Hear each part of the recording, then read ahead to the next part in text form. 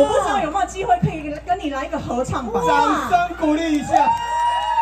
这个应该是电视上听不到哦，目前应该是听不到的。会不会词曲创作会忘记这首歌？我会忘记，我会忘记，是你会忘记啊！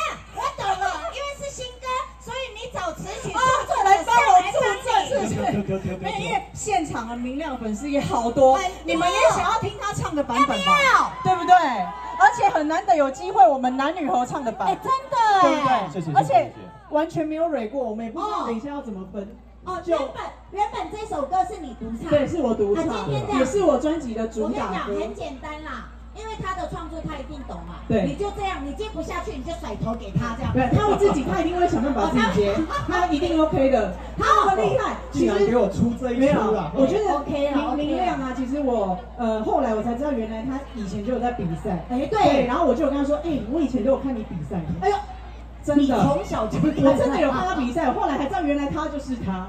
然后，但是我先讲一下，虽然说他一开始是看我比赛，但是后来变成我看他比赛呀。好啦，等一下你们两个不要厉害的叠不厉害的，没有，我是真的很欣赏明亮的歌，然后明亮他的创作一直都是我很喜欢的，然后有机会终于可以邀请明亮老师，可以唱到他的作品，所以这也是我们的创作才子。对呀，高兴就高兴，我们就马上来听，好不好？有想要听哦。哇，想要听。